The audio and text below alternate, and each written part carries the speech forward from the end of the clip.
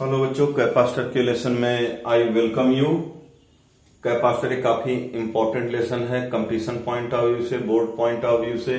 इसके कॉन्सेप्ट को समझ लेना बहुत जरूरी है। इस वीडियो में मैं कैपेसिटेंस और कैपेसिटर के इनिशियल कॉन्सेप्ट की चर्चा करूंगा।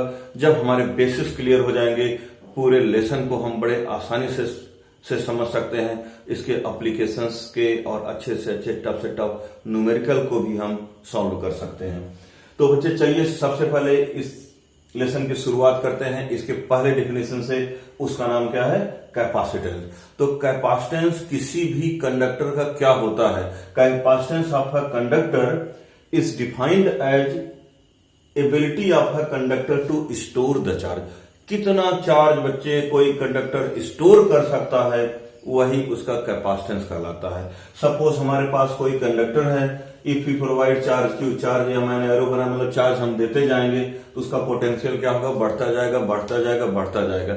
एक सर्टेन पोटेंशियल तक ये बच्चे चार्ज को स्टोर करेगा।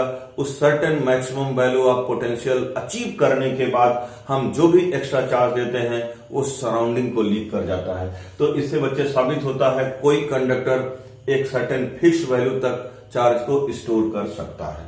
ओके, तो क्योंकि बच्चे हम चार्ज जब देते हैं तो उसका पोटेंशियल क्या होता है? बढ़ता है। तो Q directly proportional to V, और Q इक्वल टू क्या हो जाएगा? CV। Here C is constant of proportionality and it is constant for given conductor and called as its capacitance.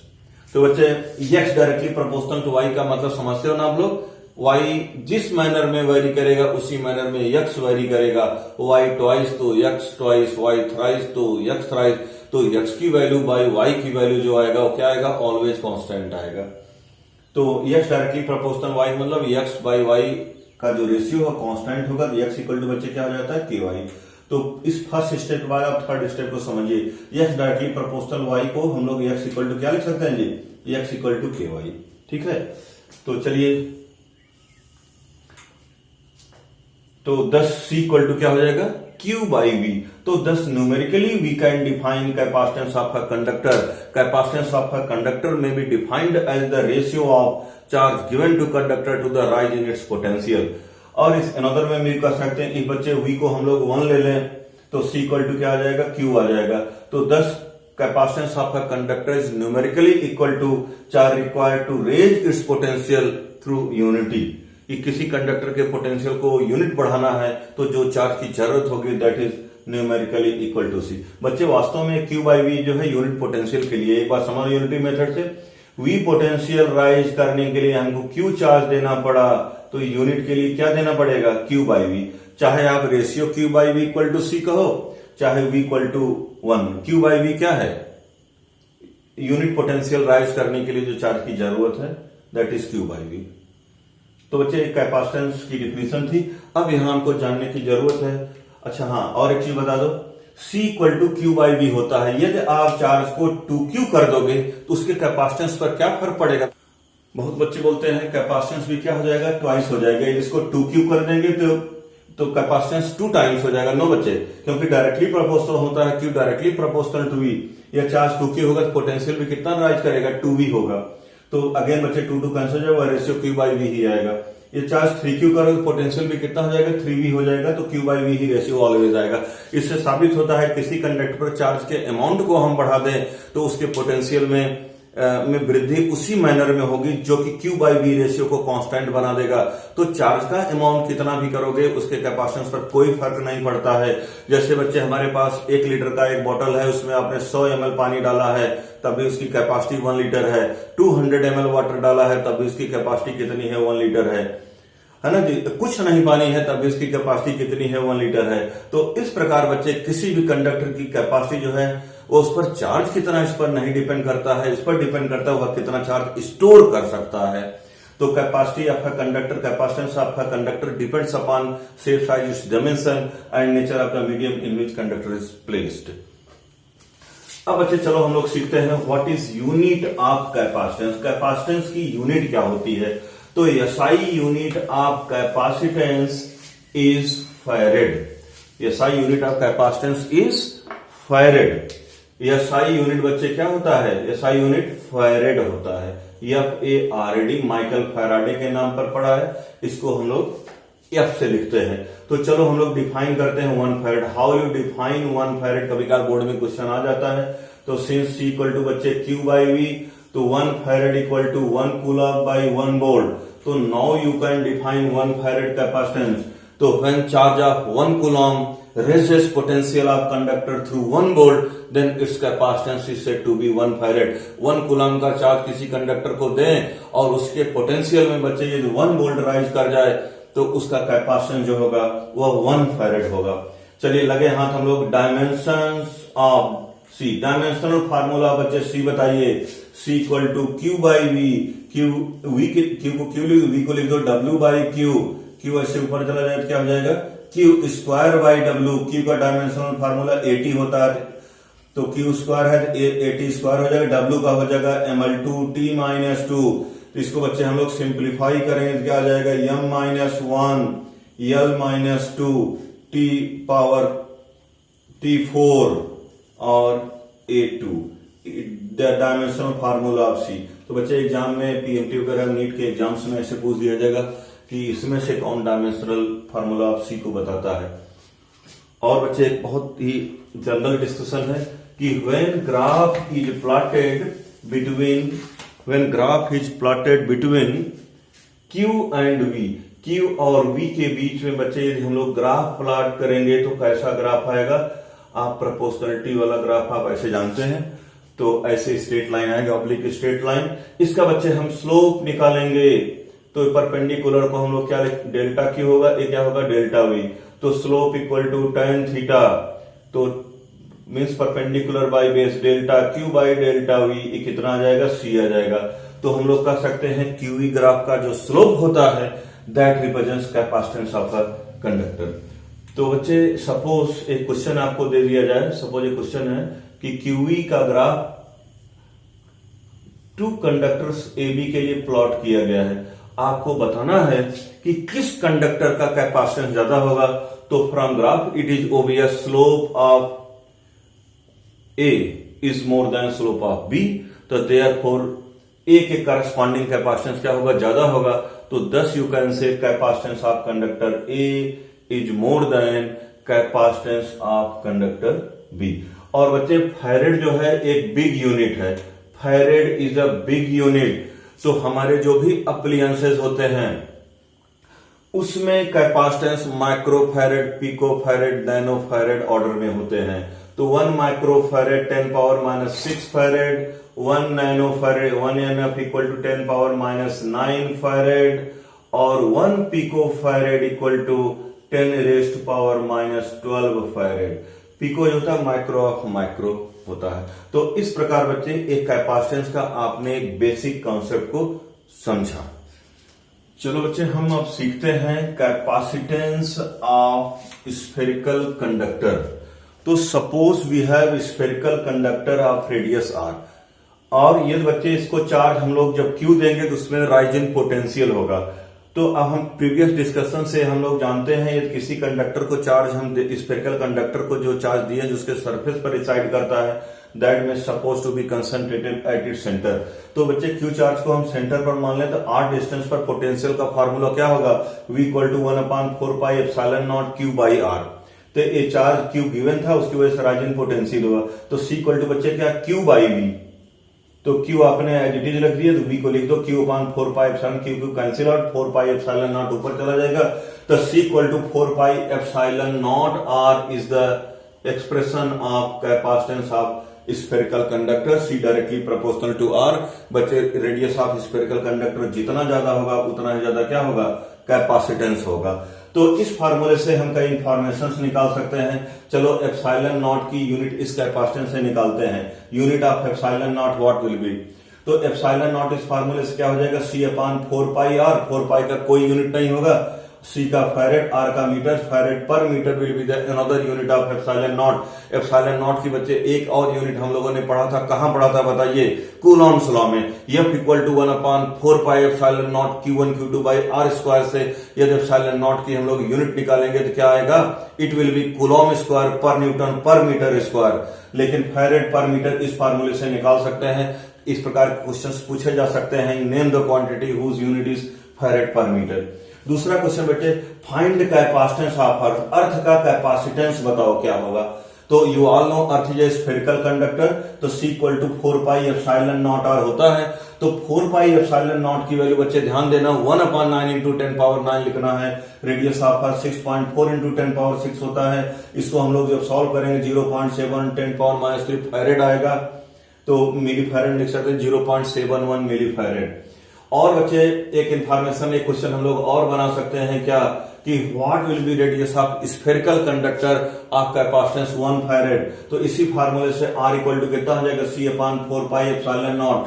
C की जगह आप 1 रखो और 1/4 पाई एप्सिलॉन नॉट जगह 9 इंटू 10⁻9 रखो, तो R equal to 9 into 10⁻9 metre आता है, जो अर्थ के रेडियस का अप्रॉक्स में 1500 टाइम्स ज्यादा है, एग्जैक्ट नहीं, लगभग 1500 टाइम्स ज्यादा है। तो इससे साबित होता है बच्चे कि farad is a big unit of capacitance. बच्चे अब हम लोग कैपेसिटर का डिस्कशन करते हैं। तो आपने देखा कि एक कंडक्टर जो है एक सर्टेन अमाउंट तक चार्ज स्टोर कर सकता है। यदि हमको बहुत ज्यादा चार्ज स्टोर करानी है तो उसके लिए एक डिवाइस बनाई गई है, name of that device is capacitor. तो बच्चे आपसे पूछा जाए कैपेसिटर क्या है, तो आप क्या कैसे डिफाइन करोगे।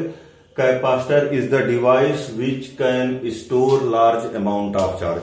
बच्चे कभी काल इसको कहा जाता है which can store energy in the form of electric field. तो कैपेसिटर एक ऐसी डिवाइस है बच्चे जो बहुत ज्यादा चार्ज स्टोर कर सकती है। तो कैपेसिटर बच्चे क्या होता है, it consist of 2 plates of conductor, 2 plates of conductor separated by an insulator. तो बच्चे ये कंडक्टर की 2 प्लेट्स होती हैं और इनके बीच में यहां क्या होता है जी, इंसुलेटर होता है, इंसुलेटर। तो capacitor consist of 2 plates of metal separated by insulator. तो यहां इंसुलेटर बच्चे एयर भी हो सकता है, वैक्स, माइका, ग्लास, पेपर, कुछ भी हो सकता है। तो ये कैपेसिटर का कंस्ट्रक्शन हुआ। तो कैपेसिटर बच्चे पैरेलल प्लेट कैपेसिटर, प्लेट्स आपकी पैरेलल है तो उसको पैरेलल प्लेट कैपेसिटर बोलते हैं। This is called spherical capacitor. और बच्चे एक और टाइप है, उसका नाम क्या है, सिलिंड्रिकल कैपेसिटर। तो कैपेसिटर की प्लेट्स पर बच्चे एक पर चार्ज प्लस क्यू रहता है, दूसरे पर कितना रहता है, माइनस क्यू। तो इस पर बच्चे सपोज पॉजिटिव चार्ज है तो अंदर वाले पर ऐसे आप निगेटिव इसका बदल भी सकते हैं, यहां पर पॉजिटिव चार्ज है तो इस दूसरे वाले प्लेट पर क्या होगा, निगेटिव चार्ज। तो capacitor parallel plate capacitor, spherical capacitor और सिलिंड्रिकल कैपेसिटर। और कैपेसिटर की प्लेट्स पर बच्चे जो चार्ज होता है, एक प्लेट पर प्लस क्यू, दूसरे पर माइनस क्यू। तो लेकिन वैसे कहा जाए कि एक कैपेसिटर जिसका चार्ज क्यू है, इसका मतलब एक प्लेट पर चार्ज प्लस क्यू है, दूसरे पर कितना है, माइनस क्यू। वैसे देखा जाए दोनों प्लेट्स का चार्ज कितना है, टोटल चार्ज 0 है। तो 0 इसके पहले भी था, अभी भी 0 है। तो कैपेसिटर की जरूरत क्या है, बस चार्ज को बच्चे एक प्लेट से दूसरे प्लेट में ट्रांसफर किया गया। ऐसा ट्रांसफर करने में क्या किया गया, वर्क किया गया। वर्क करने से उसमें क्या स्टोर हो गई, एनर्जी स्टोर हो गई। यह एनर्जी किस फॉर्म में है, इलेक्ट्रिक फील्ड के फॉर्म में है। जब इसको हम किसी एक्सटर्नल लोड से जोड़ देंगे, सपोज एक बल्ब से जोड़ देंगे, तो कैपेसिटर डिस्चार्ज होगा और एक करंट फ्लो होगी। तो कैपेसिटर का चार्ज प्लस क्यू और माइनस क्यू, ये प्लस क्यू कहते हैं, जिसका मतलब एक प्लेट पर प्लस क्यू है, दूसरे पर बच्चे क्या है, माइनस क्यू। और एक ऐसा चार्ज हम कैसे प्रोवाइड कर सकते हैं, by source of EMF means battery से। तो कैपेसिटर का बच्चे सिंबल क्या होता है, चाहे जो भी कैपेसिटर हो, जिस शेप का हो, उसका सिंबल ऐसे देते हैं, 2 पैरेलल वर्टिकल लाइन से। तो ये फिक्स्ड कैपेसिटेंस के कैपेसिटर का सिंबल है, फिक्स्ड सी। और ये जो सिंबल है ये वेरिएबल सी, वेरिएबल कैपेसिटेंस का सिंबल है ये। और बस इसमें क्या लगता है, एक ऐसे एरो लगा दिया जाता है, ठीक है। तो बच्चे कैपेसिटर की प्लेट्स हैं, suppose these are 2 plates of capacitor. और आप इस पर चार्ज आप देते जा रहे हैं तो इस पर चार्ज प्लस आएगा, इस पर नेगेटिव चार्ज आएगा, इस पर पॉजिटिव, इसका नेगेटिव चार्ज। इसको हम कैसे कर सकते हैं, यदि हम एक बैटरी जोड़ देंगे तो एक पर पॉजिटिव आएगा, एक पर नेगेटिव चार्ज आएगा। तो बच्चे आपको एक चीज मालूम है कि चार्ज इस पर प्लस क्यू है और माइनस क्यू, तो जैसे जैसे चार्ज का इस पर अमाउंट बढ़ता जाएगा, चार्ज का अमाउंट बढ़ेगा तो इसके भीतर प्लेट्स के बिटवीन जो इलेक्ट्रिक फील्ड है उसकी वैल्यू बढ़ती जाएगी। जब इलेक्ट्रिक फील्ड बढ़ेगी तो एक टेस्ट चार्ज आप सपोज यहां इमेजिन करते हो तो उस पर force F equal to Q होता है ना, क्यू नॉट ई, फोर्स बढ़ेगा और उस टेस्ट चार्ज को निगेटिव वाली प्लेट से पॉजिटिव वाली प्लेट तक मूव कराएंगे तो ये फोर्स ज्यादा होगा तो एक्सटर्नल एजेंट को ज्यादा वर्क करना पड़ेगा और ज्यादा वर्क करना पड़ेगा तो पोटेंशियल डिफरेंस भी क्या होगी, ज्यादा होगी।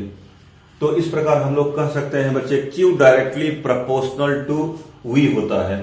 तो जब बच्चे आप Q दोगे तो इस प्लेट पर चार्ज डेंसिटी क्या होगी, बढ़ेगी, सिग्मा बढ़ेगी। इलेक्ट्रिक फील्ड इक्वल टू आप जानते हो sigma by epsilon not, this is electric field between plates of capacitor. बच्चे सिग्मा बाई एप्सिलॉन नॉट क्यों होती है, किसी इस एक पॉइंट ले लो, प्लस की वजह से फील्ड क्या होगी, अवे, और माइनस की वजह से फील्ड टूवर्ड्स, दोनों फील्ड क्या एक ही डायरेक्शन में है। तो सिग्मा बाई 2 एप्सिलॉन नॉट एक ही, सिग्मा बाई 2 एप्सिलॉन नॉट दूसरे प्लेट की वजह से फील्ड, यह आ जाएगा sigma by epsilon naught is the value of electric field, net electric field. तो सिग्मा बाई एप्सिलॉन नॉट, तो मोर इज द क्यू, और सिग्मा बच्चे क्या होता है, तो आपका क्यू दोगे तो you all know sigma charge per unit area होती है, Q by equal to sigma. तो क्यू दोगे तो क्या बढ़ेगा, सिग्मा बढ़ेगा। सिग्मा बढ़ने से क्या होगा, चार्ज डेंसिटी बढ़ने से, सरफेस चार्ज डेंसिटी बढ़ने से इलेक्ट्रिक फील्ड बढ़ेगा। और बच्चे इलेक्ट्रिक फील्ड बढ़ेगा तो फोर्स भी क्या होगा, बढ़ेगा। क्यों, फोर्स F इक्वल टू क्या होगा, क्यू नॉट ई। एक टेस्ट चार्ज हम लोग यहां पर रखे हैं निगेटिव प्लेट के पास, तो उस पर फोर्स जो है Q naught E. Suppose this test charge को हम लोग माइनस क्यू वाली प्लेट से प्लस क्यू वाली प्लेट की तरफ ले जा रहे हैं, तो बच्चे फोर्स ज्यादा होगा तो वर्कडन भी क्या होगा, ज्यादा होगा, और वर्कडन ज्यादा होगा तो पोटेंशियल डिफरेंस बिटवीन प्लेट्स क्या होगा, ज्यादा होगा। अब इन्हीं को रिलेट कर दो, इनिशियल और फाइनल। क्यू के देने से पोटेंशियल डिफरेंस बिटवीन प्लेट्स क्या होगा, बढ़ेगा। बच्चे एक बात ध्यान देना, एक कंडक्टर है तो पोटेंशियल वर्ड यूज करेंगे और कैपेसिटर है तो पोटेंशियल डिफरेंस वर्ड यूज करेंगे। तो बच्चे हम लोग कंक्लूड कर सकते हैं, charge on plate of capacitor directly proportional to potential difference. जैसे जैसे बच्चे चार्ज देते जाओगे पोटेंशियल डिफरेंस बढ़ता जाएगा। तो Q equal to C V like previous discussion, तो C equal to Q by V. तो C is the capacitance of given capacitor, Q by V. बच्चे आप Q बढ़ाओगे तो V भी बढ़ जाएगा, इसका कैपेसिटेंस फिक्स होता है, ऐसा नहीं Q बढ़ा देने पर C बढ़ गया, C बढ़ेगा तो V पोटेंशियल डिफरेंस भी बढ़ जाएगा। और बच्चे इससे एक और फैक्ट मैं बताऊं, कुछ बेसिक कॉन्सेप्ट्स हैं, यही समझ लो। इस कैपेसिटर का बेसिक, इससे न्यूमेरिकल बच्चे तो बहुत धड़ाधड़ सॉल्व करते हैं बिना कॉन्सेप्ट क्लियर किए। और बच्चे suppose you have a capacitor, आपने इसमें एक 10 वोल्ट की बैटरी जोड़ दी है, 10 वोल्ट की बैटरी जोड़ दी है, ठीक है, ये 10 वोल्ट की सपोज हमने बैटरी जोड़ दिया। तो अब क्या होगा, इसके निगेटिव प्लेट से ऐसे इलेक्ट्रॉन्स चलेंगे, इलेक्ट्रॉन्स यहां पर डिपॉजिट होंगे और इसके इलेक्ट्रॉन्स जो होंगे प्लेट, इस वाले प्लेट के, जो लेफ्ट साइड वाली प्लेट है, first plate you can say, इसके इलेक्ट्रॉन्स को क्या करेगा, रिपेल कर देगा। तो वो सब इलेक्ट्रॉन्स इसको इसकी प्लेट से रिपेल करेगा तो यहां पॉजिटिव प्लेट पर आ जाएंगे। तो इस प्रकार इस पर कैसा चार्ज आएगा बच्चे, पॉजिटिव चार्ज आ जाएगा। तो ये प्रोसेस होता रहेगा, जितना ज्यादा चार्ज इस पर निगेटिव हो जाए उतना ज्यादा इस पर, वैसे ही इस पर पॉजिटिव होता जाएगा। धीरे धीरे इन दोनों के बीच में पोटेंशियल डिफरेंस क्या होगा, बढ़ता जाएगा, बढ़ता जाएगा, बढ़ता जाएगा, बढ़ता जाएगा। एक ऐसा स्टेज आएगा कि कैपेसिटर की प्लेट्स के across potential difference applied voltage के बराबर हो जाता है और चार्ज का बच्चे फर्दर फ्लो क्या हो जाता है, बंद हो जाता है। तो इस प्रकार हम लोग कहते हैं, हम लोगों ने कोई डीसी वोल्टेज सोर्स लगा रखा है तो एक कैपेसिटर ड्रॉप्स डीसी, ठीक है। तो अब फिर यहां क्वेश्चन उठता है कि यदि हम 20 वोल्ट का लगा देंगे तो क्या होगा, फिर it start sending charge, charge आएगा 10 से क्या होगा, 11 वोल्ट, 12 वोल्ट, 13 वोल्ट। ये चार्ज तब तक जाएगा जब तक इसका पोटेंशियल डिफरेंस इसके क्रॉस कितना हो जाए, 20। अब यहां क्वेश्चन उठता है कि क्या सर जितना हम वोल्ट देते जाएंगे उतना चार्ज लेता जाएगा? नो, ये बच्चे ये तब तक चार्ज लेता जाएगा जब तक इसके प्लेट्स के बीच का जो इंसुलेटर है वह इंसुलेटर ही रहता है। जैसे जैसे आप चार्ज देते जाओगे, पोटेंशियल डिफरेंस बढ़ने की वजह से इलेक्ट्रिक फील्ड बच्चे बढ़ती जाएगी।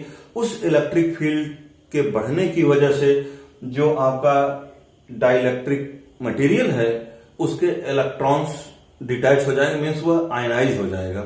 आयनाइज हो जाने के बाद बच्चे कि इसमें एक पॉजिटिव चार्ज यहां पर और निगेटिव आयंस डेवलप हो जाएंगे। पॉजिटिव आयन जो है निगेटिव प्लेट तरफ शिफ्ट करेगा, निगेटिव आयन जो है पॉजिटिव प्लेट की तरफ शिफ्ट करेगा। एक कंडक्टिंग पाथ अवेलेबल हो जाएगा और ये कैपेसिटर की तरह वर्क नहीं करेगा।